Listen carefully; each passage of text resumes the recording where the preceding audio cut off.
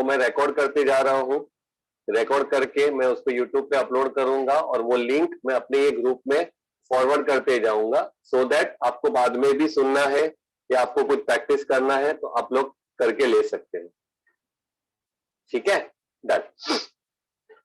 सो सबसे पहले टैली जो था, अगर आपको मैंने बताया था, जिसको सेशन मैंने लिया होगा, फर्स्ट टैली आपका जो आया था टैली रिलीज 4 आया था।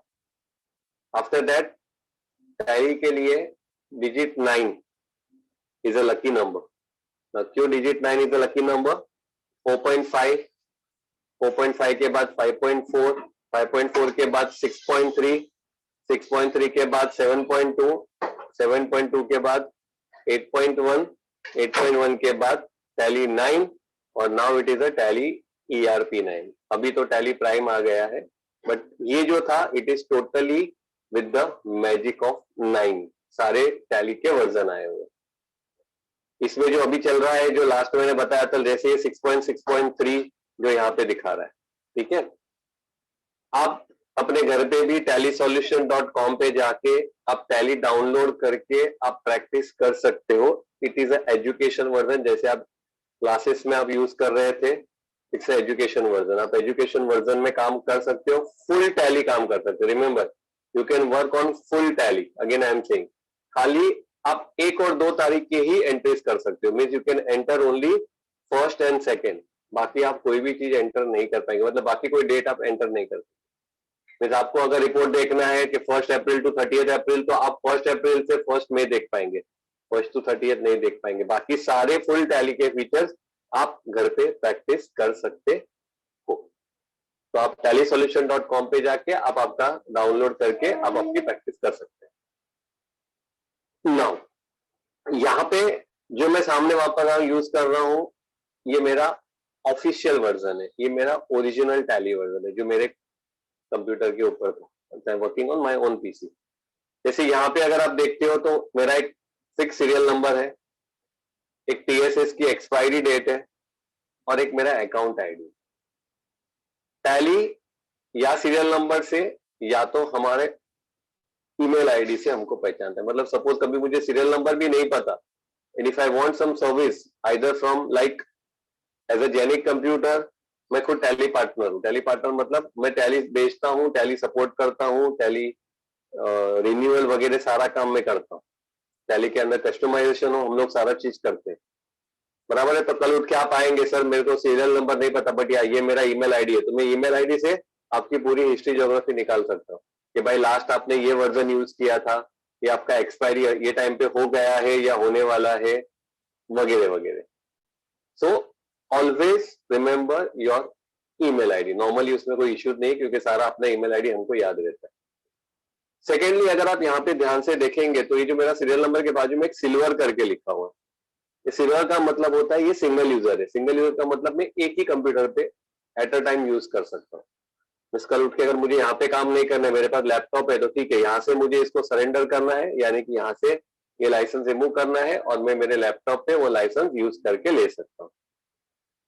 सिल्वर की जगह पे आप कहीं पे भी अगर कंपनी में जाते हो, कहीं पे काम करते हो, वहां पे गोल्ड भी आता है। गोल्ड का मतलब होता है वो multi user.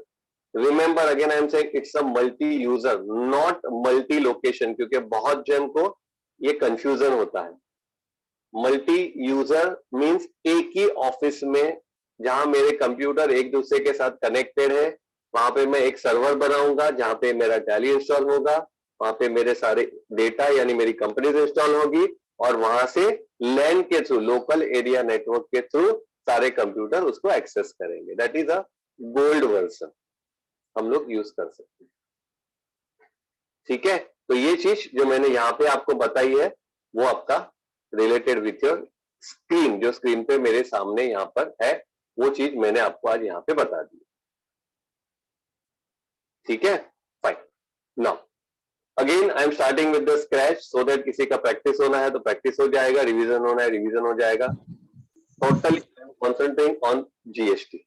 Yes Aditya, anyone? Okay fine, okay great. ये LM जो अभी ज्वाइंट हुए हैं, प्लीज आप आपका नाम रीनेम कर लीजिएगा। नेक्स्ट टाइम से मैं अगर आपका नाम नहीं दिखेगा तो सिर्फ मोबाइल का डिटेल रहेगी, तो मैं किसी को एंट्री नहीं दूंगा। Please rename your name. LMK3151M जो आया हुआ है वो, क्योंकि मुझे पता चले कौन सा स्टूडेंट है वो मेरा। अननोन पर्सन को मैं एंट्री नहीं दूंगा नेक्स्ट टाइम से।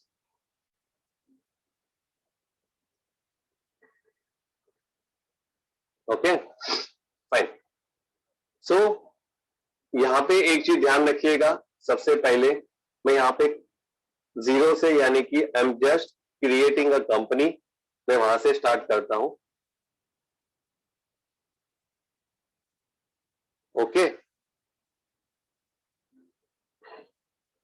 यहाँ पे मेरा ऊपर फोल्डर जो है, ये मेरा फोल्डर यहाँ पर बाय डिफॉल्ट मैंने बी कॉलम स्टूडेंट रखा हुआ है। इवन आप कंपनी क्रिएट करने के टाइम भी आप आपका फोल्डर यहाँ पे सिलेक्ट करके ले सकते हो, तो वो कंपनी आपकी वही फोल्डर में जाके क्रिएट होगी और वही फोल्डर में जाके वो आपका कंपनी सेव होगा। ठीक है, तो मैं बैच का ही नाम देता हूँ, बैच कंपनी का नाम मैं बैच का ही नाम देता हूँ।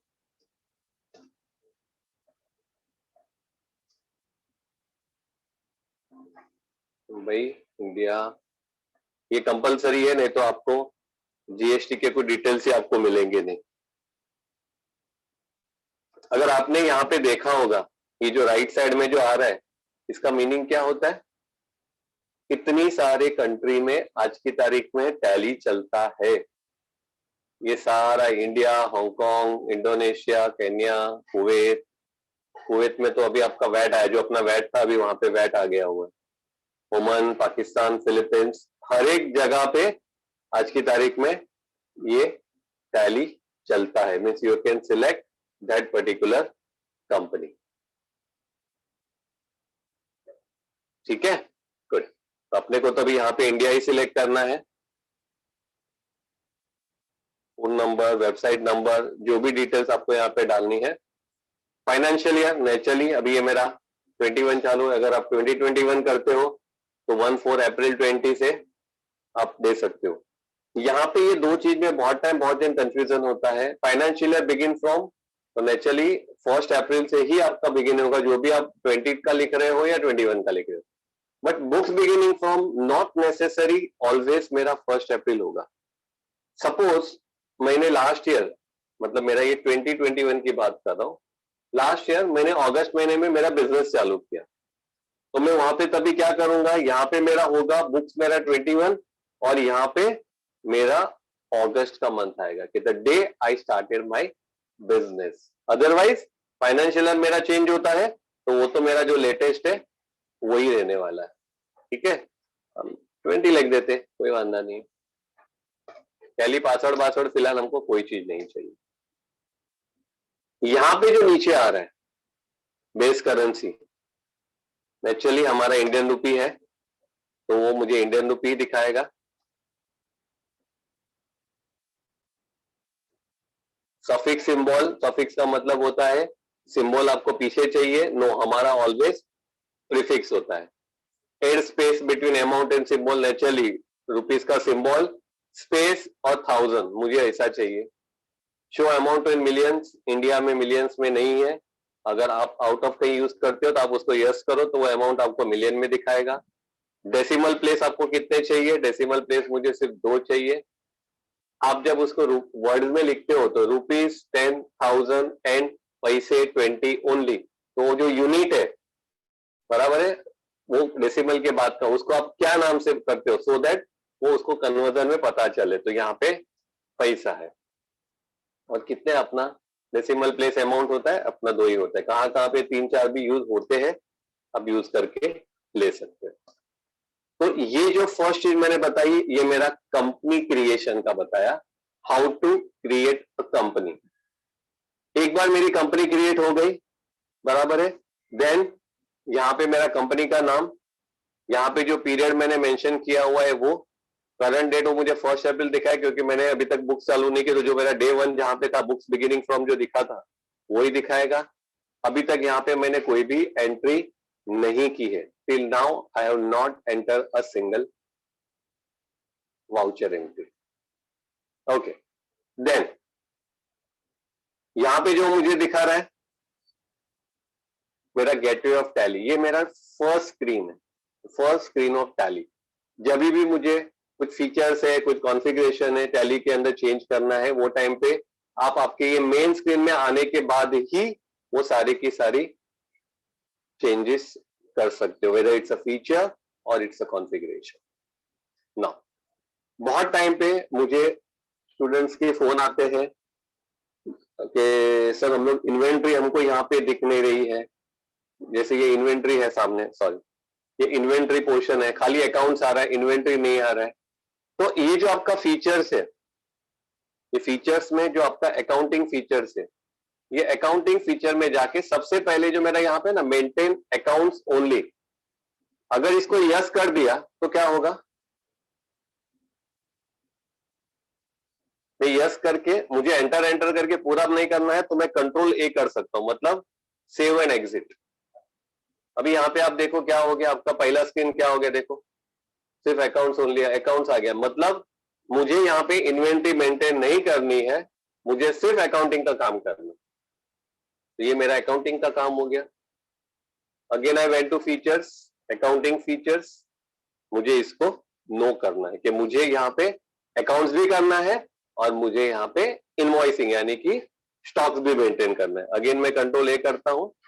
तो ये सबसे पहला इंपॉर्टेंट है क्योंकि ये छोटी छोटी चीज है, और ये ऐसा भी हुआ है कि मेरे को लास्ट 2-3 साल में जब मैं कोई कंपनीज में जाता हूँ, किसी को मस्ती करनी है तो कोई मस्ती करके भी चला गया, और बहुत टाइम ऐसा होता है कि बंदे को मालूम भी नहीं होता है कि क्या हुआ, क्यों इन्वेंट्री गायब हो गई करके। सिंपल उसने वहां पे यस का नो कर दिया, नो का यस कर दिया, सब खत्म हो गया, इन्वेंट्री दिखेगी नहीं आपको।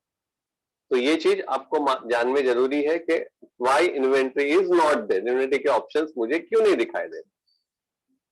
ठीक है, वो मेरा फीचर्स हो गया। नाउ कंपनी मेरी रेडी हो गई है, अभी मुझे कंपनी में मुझे जो चाहिए वो सेटिंग्स करनी। Now before I go to settings, इसमें क्या क्या चीज है, मैं पहले यहाँ पे अकाउंटिंग वाउचर में आता हूँ। ओके, टैली के अंदर सबसे इंपॉर्टेंट पोर्शन है एक आपका लेजर। अकाउंटिंग इंफॉर्मेशन के अंदर ग्रुप और लेजर, ये दो चीज सबसे बड़ी इंपॉर्टेंट है। ग्रुप जो है ये by default, again I am saying when I से डिफॉल्ट मतलब ऑलरेडी उसके अंदर एंट्री किया हुआ है। तो ये जो मेरा ग्रुप है, ये ग्रुप ऑलवेज वहां पे फिक्स होता है, it is a pre defined by the tally, क्योंकि वो ग्रुप ही नक्की करता है आपको बैलेंस शीट के अंदर जाना है, मतलब यानी एसेट्स में है, फिक्स एसेट्स है, करंट एसेट्स है, कैश एंट्री है आपकी, या क्या एंट्री आपका डेटर्स है, क्रेडिटर्स है, ये सारा आपका ग्रुप्स देंगे, तभी जाके वो अप्रोप्रिएट पोस्टिंग्स वहां पे करेगा। बट ग्रुप के लिए आपको क्या चाहिए, नेचुरली आपको सबसे पहले लेजर्स क्रिएट करने पड़ेंगे। जैसे हम लोग मैन्युअली भी जब कॉलेज में करते थे तो हम लोग सब लेजर क्रिएट करते थे, रिलायंस इंडस्ट्रीज अकाउंट या कैश अकाउंट या पीएनए अकाउंट, ये सारे हम लोग जो मैन्युअली करते थे। यहाँ पे cash and profit and loss, ये दो ही लेजर बाय डिफॉल्ट आपके होते हैं। जैसे मैं यहाँ पे जाता हूँ लेजर में, मैं सिर्फ डिस्प्ले करता हूँ, करंटली मैं सिर्फ डिस्प्ले करता हूँ, सी दिस, मैंने अभी तक कुछ नहीं किया है, सिर्फ मैंने कंपनी क्रिएट की है। बाय डिफॉल्ट ये cash and profit and loss account मेरा ऑलवेज वहां पर प्री डिफाइन है, यानी कि होता है, ये दो हमको क्रिएट करने की जरूरत नहीं है। ठीक है, फाइन। सो जब भी मुझे कोई लेजर क्रिएट करना है तो मुझे अकाउंट्स इंफॉर्मेशन लेजर और लेजर में जाके हमको अकाउंट क्रिएट करने। देन सेकेंड है हमारे वाउचर एंट्री, मोस्टली सब लोग ने एंट्री किया होगा बट स्टिल एक बार देख लेते हैं वाउचर्स के अंदर क्या क्या है। सबसे पहले आपका कॉन्ट्रा एंट्री होता है ना। कॉन्ट्रा एंट्री का मतलब क्या होता है, हमको इतना मालूम है cash and bank, but cash and bank मतलब कॉन्ट्रा एंट्री को कॉन्ट्रा क्यों कहते हैं, why it is called the Contra entry, anybody can say. जिनको आंसर दे रहे हैं अपने आप को अनम्यूट करके मुझे आंसर दे सकते हैं, या फिर मैं किसी को पूछूं। इंटरेक्टिव सेशन होगा तो ही मजा आएगी, नहीं तो सो जाएंगे पीछे। कॉलेज स्कूल में भी, कॉलेज में ऐसे ही होता है, टीचर्स से जाते हो वीडियो ऑफ करके सब सो जाते। Yes anyone, what is the meaning of Contra entry, उसको कॉन्ट्रा क्यों कहते हैं?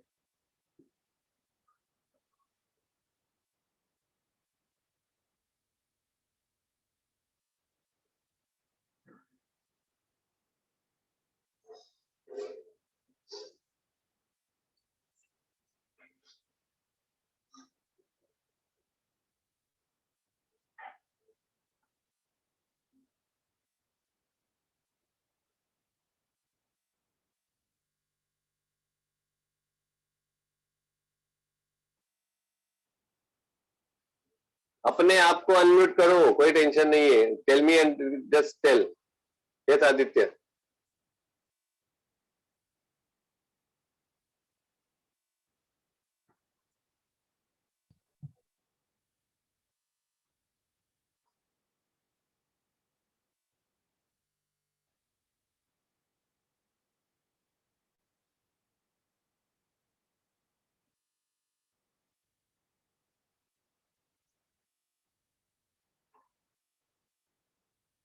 ओके, माइक इश्यूज है, फाइन फाइन फाइन।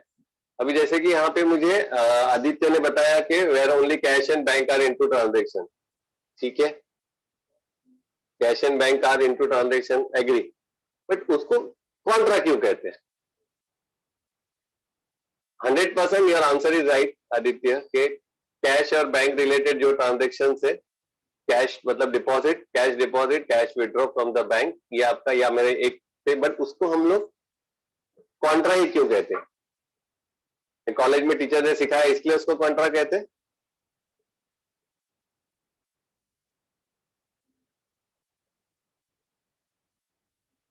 हाँ ना, कॉलेजेस में भी हम लोगों को चीज पता नहीं होगी, खाली कॉलेज में हमको बताया था वो सी लिखा था, सी लिख दो, इसके लिए उसको कॉन्ट्रा कहते, तभी से हम लोग वही कर रहे हैं, बैंक और कैश, बैंक और कैश, बराबर है।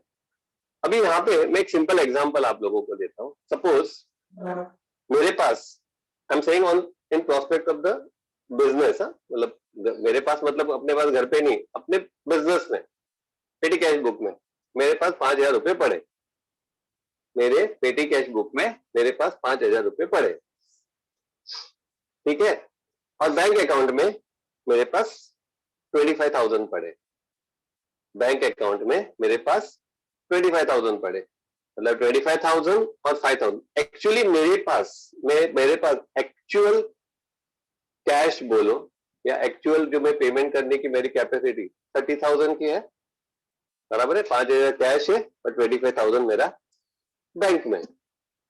सपोज मैंने बैंक से 5,000 रुपए विड्रॉ किए और मैंने ऑफिस में पेटी कैश में रख दिए, मैंने बैंक से 5,000 विड्रॉ किया,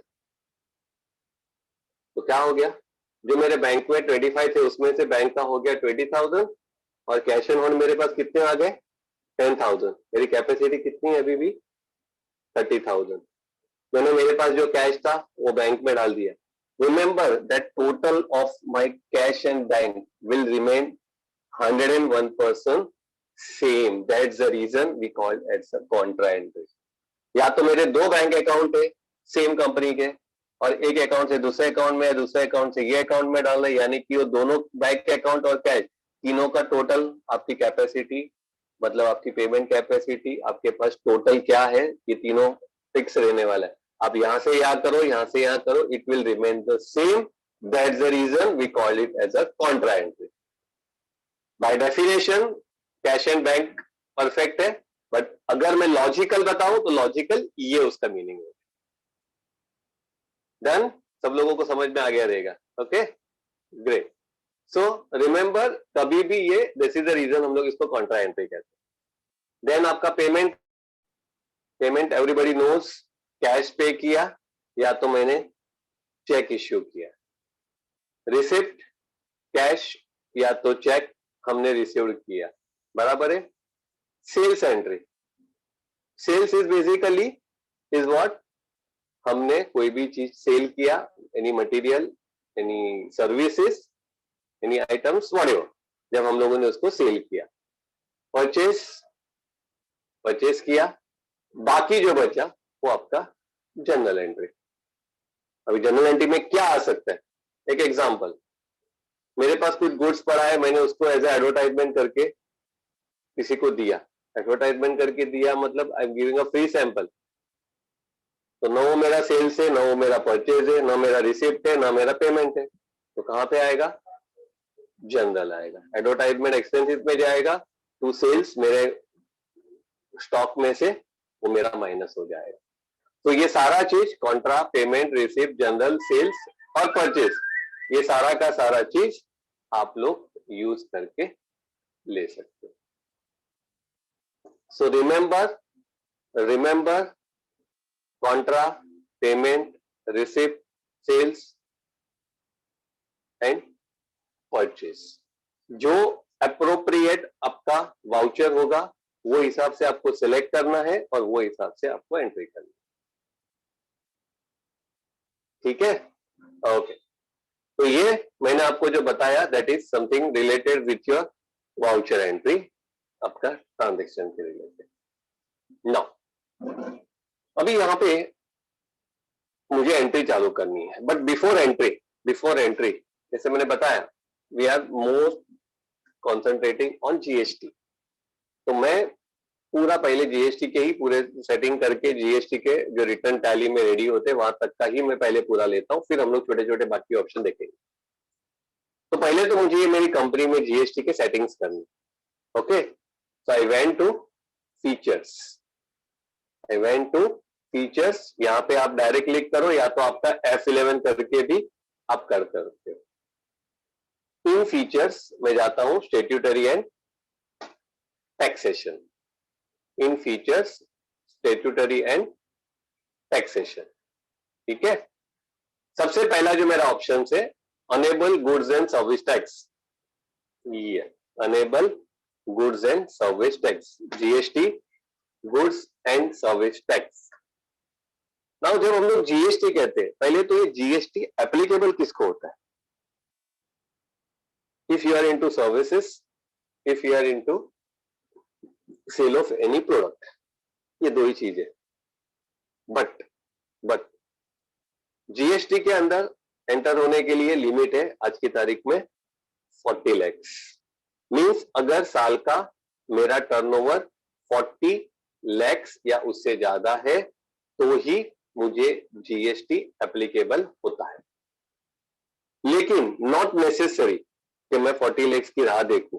अगर मेरा टर्नओवर 20 लाख है और मुझे वॉलेंटरी अगर जीएसटी के लिए अप्लाई करना है, I can apply, but compulsory आपका डेडलाइन है आपका 40 लाख का। ठीक है, it is a goods and service tax. Before goods and service tax लोगों को पता है क्या था? वैट था, वैल्यू एडेड टैक्स और सर्विस टैक्स था। उसके पहले सेल्स टैक्स था, बराबर है। तो सारा जो भी आपका वैट था, सर्विस टैक्स था, ये दोनों को इनकॉर्पोरेट करके there made a GST. Advantage मुझे यहाँ पे क्या मिलता है? जीएसटी में क्या क्या एडवांटेजेस है, दोस्त जिसको नहीं पता है, यहाँ पे एक कंसेप्ट है जिसको हम लोग सेट ऑफ कहते हैं, इनपुट टैक्स क्रेडिट, आईटीसी कहते हैं।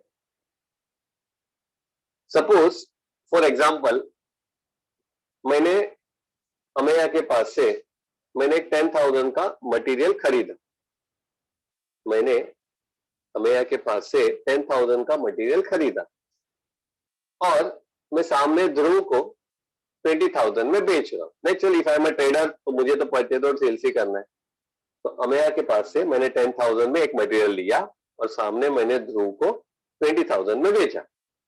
अब जो 10,000 का जो मैंने मटेरियल लिया उसके ऊपर नेचुरली उन्होंने जीएसटी चार्ज किया से 18%, जो नॉर्मल है। जीएसटी में परसेंटेज 5%, 12%, 18% और 28%, ये चार आपके रेगुलर कैटेगरी में आते हैं। मैं आता हूं उसके ऊपर ज्यादा डिटेल, बट पहले एक थोड़ा सेट ऑफ का कंसेप्ट समझा देता हूं।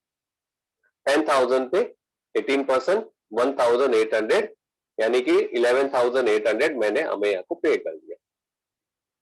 जब ध्रुव को बेचने को आया, ध्रुव को मैंने 20,000, नेचुरली मैं भी जीएसटी चार्ज करूंगा प्लस 18% यानी 3,600, 23,600 में मैंने ध्रुव को बेचा, ध्रुव ने मुझे 23,600 पे किया।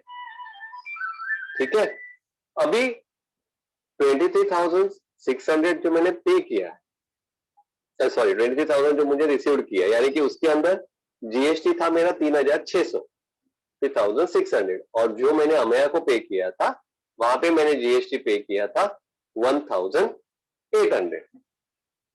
सो टोटल वैट कलेक्टेड, ठीक है, अभी तो मैंने एक ही ट्रांजेक्शन का एग्जांपल दिया, बट जितना भी आपने सेल्स करके आपने वैट कलेक्ट किया होता उसका टोटल, जैसे कि मेरा यहाँ पे 3,600 है, माइनस जो मैंने ऑलरेडी ये जीएसटी पे किया है, यानी कि जैसे था अमेया को मैंने दिया था 1,800, तो 3,600 कलेक्टेड माइनस 1,800 पेड मुझे गवर्नमेंट को 1800 ही मुझे गवर्नमेंट को जीएसटी भरना है।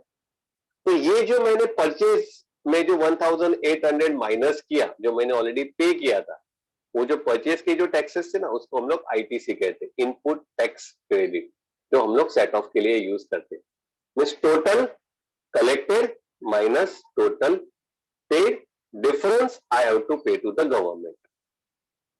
ये अभी एडवांटेज क्या हुआ जीएसटी में, आप सर्विस में हो, आप प्रोडक्ट में हो, आप किससे क्या ले रहे हो, आपको सब जगह से जीएसटी है तो आपको सेट ऑफ मिल जाता। पहले ये नहीं था, पहले वैट का सेट ऑफ वैट में, सर्विस टैक्स का सेट ऑफ सर्विस टैक्स में, वैसे अलग अलग सर्विसेज का अलग अलग जगह पे था। अभी सब एक ही हो गया, तो आपको सेट ऑफ भी हर एक जगह से, आप कुछ भी परचेज सेल करो, आपको परचेज का सेट ऑफ मिल सकता है। So this is the concept of the set of input tax credit ITC.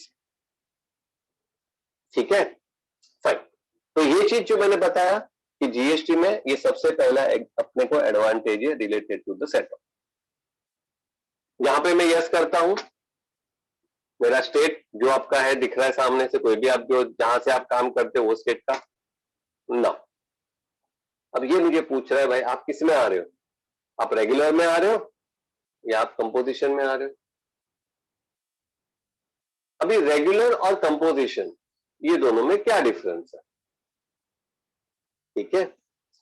अभी ऐसा है कि मेरा टाइप ऑफ वर्क क्या है उसके ऊपर डिपेंड है, मैं रेगुलर करूंगा या कंपोजिशन करूंगा। सबसे पहले तो अगर अगर मेरा टर्नओवर मतलब मेरा टोटल सेल्स साल का 1.5 CR के ऊपर है, 1.5 CR के ऊपर है, तो मुझे कंपोजिशन नहीं मिल सकता।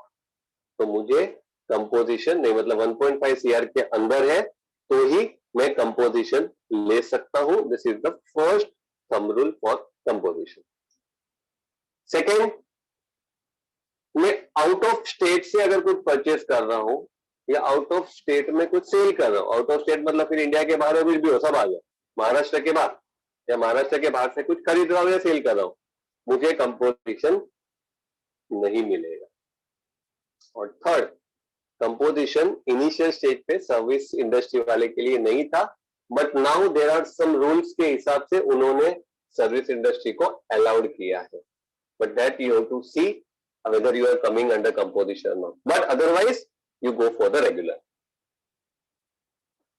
कंपोजिशन ज्यादा करके कौन यूज करते हैं, ये अपने जो रिटेल शॉपकीपर्स है ना वो करते हैं।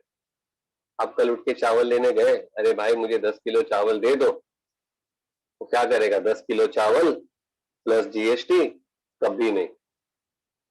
आप एक 10 रुपए के चिप्स लेने गए, तो सब खाते होंगे, तो 10 रुपए उसमें एमआरपी लिखा होता है, maximum retail price inclusive of all the taxes, बराबर है।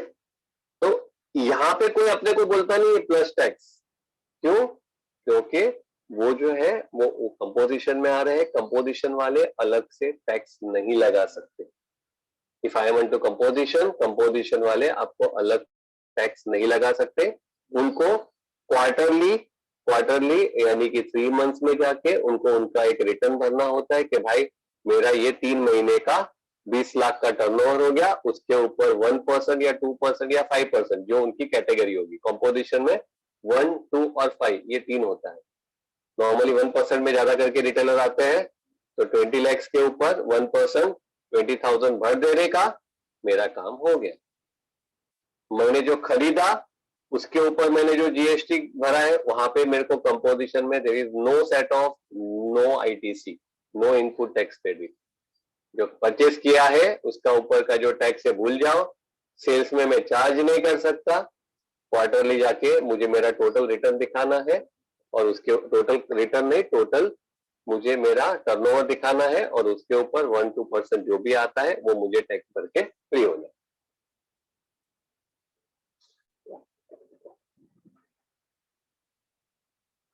समझ में आ गया, ये है मेरा कंपोजिशन। सेम वे रेगुलर में, रेगुलर के अंदर, रेगुलर में आप कितना भी आपका टर्नओवर हो, you are eligible for regular. आप वॉलंटियर भी जाते हो, 40 लाख के नीचे है तो भी आप रेगुलर के लिए अप्लाई कर सकते हो। रेगुलर और कंपोजिशन। रेगुलर में हमारे पास सेट ऑफ है, जो परचेस किया है वो आईटीसी करके हम लोग उसको यूज कर सकते हैं, जो सेल्स किया है, जो कलेक्ट करते हैं, collect minus paid, difference I have to pay to the government. ये जो है ये थंब रूल आपका रेगुलर के लिए। ठीक है, जीएसटी एप्लीकेबल फ्रॉम अपना कंपनी जो भी होगा, आप 2017 से होगा तो 2017, मैंने यहाँ पे अब 2020 का ही बनाया है तो that is fine. Now GSTN number, mostly सबको तो ये नंबर बाहर ही हो गया रहेगा, ये जैनिक का जीएसटी नंबर। अब ये जीएसटी नंबर में क्या और कैसे उसको आप आइडेंटिफाई कर सकते हैं, ज्यादा कुछ नहीं। पहले तो फर्स्ट 2 डिजिट जो है ना वो आपको स्टेट बताता है। इफ महाराष्ट्र की कंपनी है तो पहला 2 डिजिट आपका 27 ही होना चाहिए, मीन्स इट इज महाराष्ट्र की रजिस्टर्ड कंपनी है अंडर जीएसटी एक्ट। तो first 2 is a state code, उसके बाद 10 डिजिट आपका pan number, permanent account number होगा, ये AAEPS 9860L तक, ये मेरा पैन नंबर है, ये जैनिक का ही जीएसटी नंबर है, बराबर है। फिर उसके बाद ये जो 1 है, 1, जब 1 जुलाई 1 2017 में जब जीएसटी आया नया, वो टाइम पे जिनका सर्विस टैक्स था ना उनको 2 नंबर मिला था, 2 से स्टार्ट हुआ था, और जो प्रोडक्ट में थे उनको 1 में मिला था। आफ्टर दैट सपोज मेरा अभी 1ZW है, नाउ जैनिक में मैं कंप्यूटर ट्रेनिंग देता हूँ, मैं लैपटॉप रिपेयरिंग करता हूँ, मैं टैली सॉफ्टवेयर सेल करता हूँ, बराबर है। मैं क्या बोलते हैं आपका SMS सर्विस देता हूँ, मैं व्हाट्सएप मार्केटिंग सर्विस देता हूँ, डिजिटल मार्केटिंग का सर्विस भी देता हूँ। सपोज मुझे और एक जीएसटी नंबर लेना है, सपोज लैपटॉप रिपेयरिंग का मेरे को एक अलग बिजनेस रखना है, मुझे उसमें और एक जीएसटी नंबर लेना है, तो अगर मैं मेरे पैन नंबर पे अगर कल और एक जीएसटी नंबर लूं तो ये 1 की जगह पे वो 2 हो जाएगा मेरा। Same pan holder if it is taking 1 more GST number for a similar verticals, मतलब और एक वर्टिकल है मेरा, और एक बिजनेस है, उसके लिए मैं कल अप्लाई करूंगा तो मुझे 2 आएगा। ये जेड हर एक के लिए फिक्स है, किसी का भी आप लेंगे ना जीएसटी, इसमें ये जेड की जगह पे जेड ही आएगा। और लास्ट जो है ना, ये उसको हम लोग नॉर्मली जीएसटी की लैंग्वेज में उसको चेकसम यूनिट कहते हैं। तो व्हेन आई से चेकसम यूनिट, उसका मतलब ये होता है कि depending on the type of company, उनका टर्नओवर, प्रोप्राइटर क्या है, वो उनका एक टेक्निकल है, वो हिसाब से आपका लास्ट डिजिट मिलता है। किसी का डिजिट भी है, किसी का कैरेक्टर भी है, किसी का नंबर भी है। ठीक है, तो 27 स्टेट कोड मैंने pan number 1ZW। Now very important part, monthly और क्वार्टरली। अभी ये जो मेरा मंथली और क्वार्टरली है, ये जो मेरा मंथली और क्वार्टरली है, ये है आपके टर्नओवर के ऊपर डिपेंड होता है। अगेन जैसे मैंने आपको बताया 40 to 1.5 CR और 1.5 CR के ऊपर, मेरा अगर टर्नओवर 1.5 CR के अंदर है, अभी हम लोग रेगुलर की बात चल रही है यहाँ तो, देखिए कंपोजिशन में तो क्वार्टरली आ गया, उसमें कोई मंथली है उसका कोई ये नहीं है। रेगुलर में अगर मेरा टर्नओवर 1.5 CR के अंदर है तो I can choose my return as a quarterly. Now quarterly का मतलब लास्ट 1 जनवरी से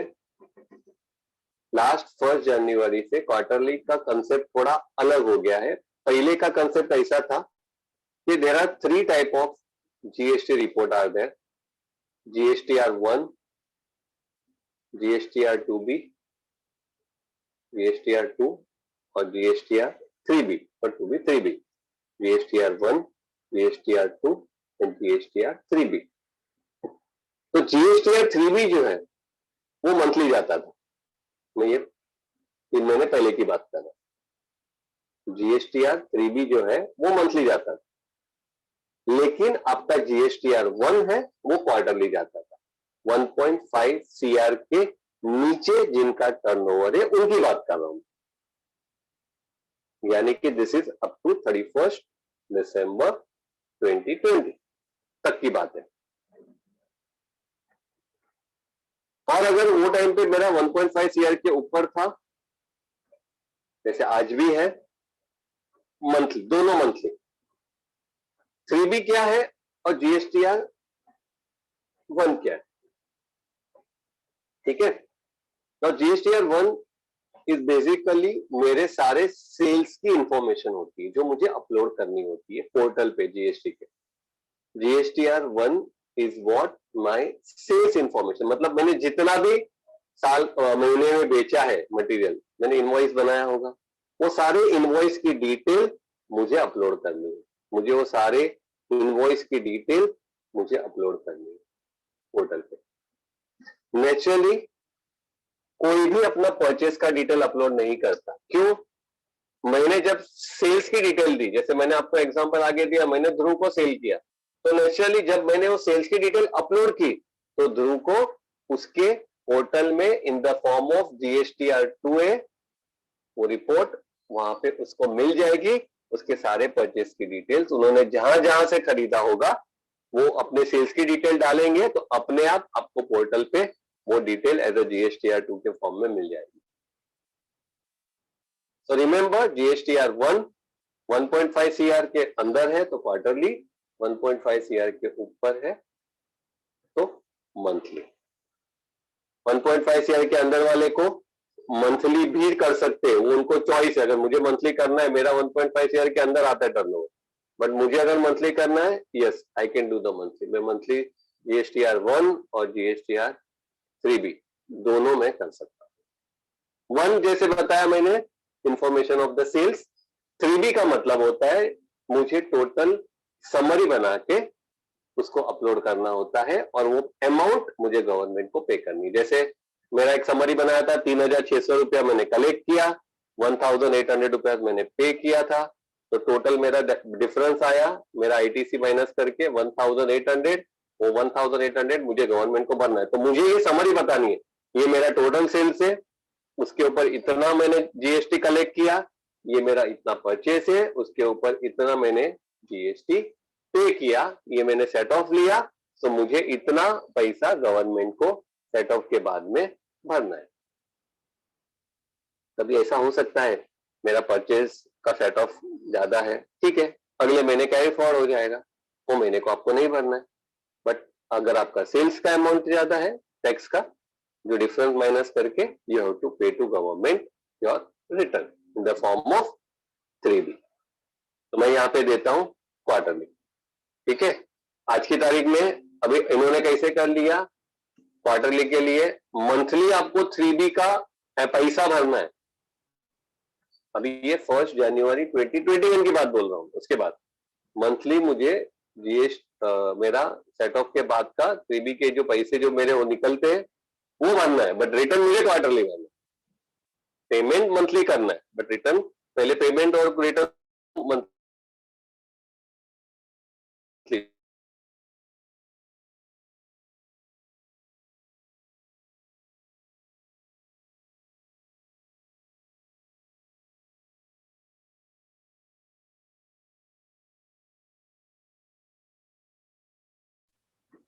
it's a way of transferring of your material. मतलब मेरा अगर कोई मैं मटेरियल बेच रहा हूं और it is go through a transport, तो मुझे वहां पे वो डिटेल्स मुझे क्या बोलते हैं उसको, वो पोर्टल पे मुझे दिखानी होती है। पोर्टल पे मुझे वो डिटेल्स को मुझे वहां पे बतानी होती है कि भाई मेरा ये बिल है, ये मेरा चलन नंबर है, ये ट्रांसपोर्ट के थ्रू ये मटेरियल मेरा वहां पे जा रहा है करके वो एंट्री मेरा ईवे बिल का है। वो ठीक है, मैं अभी वो ईवे बिल का हम लोग यहाँ पे मैं यस कर देता हूँ एप्लीकेबल, क्योंकि मैंने ऊपर 2020 लिखा है, बराबर। थ्रेशोल्ड लिमिट, नाउ इनसू से थ्रेशोल्ड लिमिट का मतलब होता है ईवे बिल आ गया ना, इसके लिए कि भाई आपका ईवे बिल कंपलसरी कभी है, if it is more than amount this और it is less than amount this. मतलब अगर मेरा इनवॉइस वैल्यू 50,000 के ऊपर है normally within Maharashtra, within state 1 lakh है और आउट ऑफ स्टेट वो 50,000 है, बट ट्रांसपोर्ट वाले आज की तारीख में मांगते ही मांगते हैं. So you have to be careful when your material go through transport. आपको ई-वे बिल कंपलसरी बनाना है. ठीक है, तो 600 लिमिट में जो है देख लेना. फिलहाल ये हम लोग के पास अभी एडवांस वगैरह के ऊपर कुछ नहीं है, रिवर्स चार्जेस भी बाद में देखेंगे. Set and alter GST rate details कुछ नहीं है फिलहाल यहाँ पे, ये एक्सपोर्ट के लिए होता है. बाकी अभी फिलहाल कोई चीज अपने को नहीं करनी है, जितना मैंने बताया उतना. और यस, ठीक है, कंट्रोल ए मतलब सेव एंड एग्जिट. नाउ ये मेरी कंपनी जो बैच 829 वाली जो कंपनी है, ये कंपनी मेरी जीएसटी के सेटिंग के साथ रेडी हो गई. क्या किया हमने? वी वेंट टू फीचर्स में स्टैट्यूटरी एंड टैक्सेशन पे गए. यहाँ पे पहला उसको यस किया, सेकंड में यस करके मैंने ये पूरा महाराष्ट्र रेगुलर या कंपोजिशन जिसमें आप आते हो वो आपका एप्लीकेबल कभी से है, जीएसटी का डिटेल, आपका जीएसटीआर 1 मंथली है या क्वार्टरली है डिपेंडिंग ऑन योर टर्नओवर, और बाकी का डिटेल्स आपका. ये थ्रेशोल्ड लिमिट आपका विद इन स्टेट नॉर्मली ये जो मैंने बताया ये 1 लाख है. ओके, और आपका इंट्रा स्टेट है, स्टेट टू एक स्टेट से दूसरे स्टेट उसका 50,000 है. एक्चुअली ई-वे बिल का कंसेप्ट ऐसा है कि आपका 10 किलोमीटर के अंदर आपको जरूरत नहीं पड़ती है, बट वो लोग मांगते हैं आउट ऑफ 10 किलोमीटर के बाद you have to do, but you have to make two. Advance receive वगैरह में पहले था कि आपको जो भी एडवांस पैसा आता है उसके ऊपर आपको जीएसटी इंक्लूड करके लेना है. रिवर्स चार्ज आज की तारीख में नहीं है, बट एक बार समझा देता हूँ मैं यहाँ पे, इसलिए वापस आया मैं खास. तो स्टार्टिंग में रिवर्स चार्ज क्या था? आई एम सेइंग स्टार्टिंग मतलब 1 जुलाई 2008. आगे का आपको थोड़ा इसलिए आइडिया दे रहा हूँ ना कि वो कभी कंसेप्ट क्यों था, क्यों उन्होंने चेंज किया. Time to time rules change होते जाते.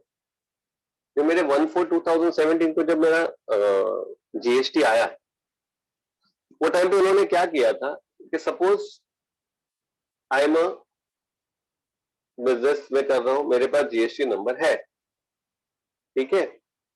यहाँ पे सपोज रिंकल है, रिंकल भी बिजनेस कर रही है, उन्होंने अभी स्टार्ट किया है, तो उनके पास जीएसटी नंबर नहीं है. उनके पास जीएसटी नंबर नहीं है, यानी कि मैं रजिस्टर्ड हूं, रिंकल इज अनरजिस्टर्ड. तो ये हम अगेन आई एम सेइंग, मैं 1 जुलाई 2017 की बात कर रहा हूं कि अगर मैंने कोई चीज अनरजिस्टर्ड सप्लायर से खरीदी तो मुझे उसके ऊपर गवर्नमेंट को रिवर्स चार्ज भरना है. मतलब क्या हो गया? आपने अगर मेरे से खरीदा 100 रुपए की चीज, मैंने 18 आपको 118 रुपए में बेची, और वही चीज जब आपने रिंकल के पास से खरीदी तो उसने आपको 100 रुपए लगाया. क्यों? क्योंकि वो जीएसटी उसके पास नंबर नहीं है, वो जीएसटी में एप्लीकेबल नहीं है. तो 100 रुपए की चीज आपको उससे लेनी है, लेकिन वो 18 रुपया रिवर्स चार्ज करके आपको गवर्नमेंट को भरना है. ये तभी ऐसा था. तो क्या होता था? एक तो ऑलरेडी हम लोग दुनिया भर का अकाउंटिंग करते हैं यार, उसमें ये एक और मगजमारी लोगों ने धीरे धीरे अनरजिस्टर्ड के पास से लेना ही बंद कर दिया. बराबर है. तो नेचुरली वो छोटे छोटे दुकानदारों के पास कोई जाएगा ही नहीं, तो उनका बिजनेस डाउन होने लगा. अगेन उन्होंने कंप्लेंट की, फिर अगेन उसमें कंसेप्ट आया कि भाई ठीक है, पर डे का आप 5,000 रुपया तक का अनरजिस्टर्ड से खरीद सकते हो, वहां पे आपको रिवर्स चार्ज नहीं लगेगा. पर डे का आप 5,000 रुपया तक का खरीद सकते हो. ठीक है, तो भाई अपना प्रथम है, प्रथम बोला सर मुझे 1,00,000 रुपए का बिल बनाओ. मैंने उसको बोला ठीक है भाई, 1,00,000 रुपए के ऊपर मेरा तो अनरजिस्टर्ड है. तो बोलेगा सर 1,00,000 रुपए के ऊपर मुझे 18,000 तो भरना पड़ेगा. अब एक काम कीजिए सर, मुझे 5-5 हजार के सब महीने के बिल बना के तो मुझे चलेगा, मुझे कोई प्रॉब्लम नहीं है. Indian people always smart. बराबर है. ये भी गड़बड़ चालू हो गई बाद में. लोग स्मार्टी के हिसाब से बिल के अमाउंट आगे पीछे करके, डेट आगे पीछे करके लेने लगे. उसके बाद ये सारा का सारा रिवर्स चार्ज कंसेप्ट ही निकाल दिया. आज की तारीख में रिवर्स चार्ज कहां कहां पे लगता है? एक, इंपोर्ट के ऊपर. आउट ऑफ इंडिया से अगर आपने कोई माल मंगाया है तो आपको उसके ऊपर रिवर्स चार्ज भरनी है, क्योंकि वो आउट ऑफ इंडिया कोई जीएसटी नहीं लगाएगा. सेकंड, लीगल चार्जेस के ऊपर, एडवोकेट फीस, एडवोकेट के ऊपर आपको रिवर्स चार्ज करना है। और थर्ड, ऑन रजिस्टर ट्रांसपोर्टर के ऊपर। ट्रांसपोर्टर वाले के पास जीएसटी नंबर होता है, पर ऐसे कोई छोटे छोटे ट्रांसपोर्टर जिससे तुम्हारे मटेरियल को आप एक जगह से दूसरी जगह पे लेके जाते हो, और अगर वो ट्रांसपोर्टर ने आपको जीएसटी वाला बिल नहीं दिया है तो आपको उसके ऊपर रिवर्स चार्ज भरना है। आज ये सिर्फ 3 के ऊपर है, तो अपने को यहाँ पे वो रिवर्स चार्ज एट प्रेजेंट नहीं है। ये 3 होगा तो वो हिसाब से आपको उसकी एंट्री करनी है। बाकी रिवर्स चार्ज का कंसेप्ट टोटली निकाल दिया होगा। ठीक है, control A, and then we will start with our lecture. तो आज जो मैंने किया है, मैं अभी ये अपलोड करके वो लिंक मैं आप लोगों को फॉरवर्ड कर दूंगा। ये लिंक आपको मैं एक बार फॉरवर्ड करने के बाद आप इसको वापस प्लीज शांति से एक बार देख लीजिएगा, क्या है क्या नहीं है, वो हिसाब से हम लोग आगे बढ़ेंगे। आज मैं यहाँ पे ही स्टॉप करता हूँ। आज मैंने जितना करवाया वो ध्यान रखना, एक बार वापस लेक्चर्स चेक कर लेना। हम लोग मंडे, वेडनेसडे और फ्राइडे, ये 3 दिन इवनिंग 8 to 9 हम लोग मिलेंगे। तो today is the Friday, next session अपना मंडे 8 to 9 होगा। ठीक है, I am giving you the link. ये लिंक आप एक बार वापस एक बार पढ़ लेना, वापस चेक कर लेना। तो again we will meet on Monday 8 o'clock। Okay, thank you so much. Sir, thank you. कुछ भी डाउट होगा तो मुझे आप मंडे को वापस एक बार पूछ लेंगे। मंडे पहले 10 पे डिवीजन करवा दूंगा और फिर मैं आगे बढ़ूंगा। Okay sir, thank you. Bye bye.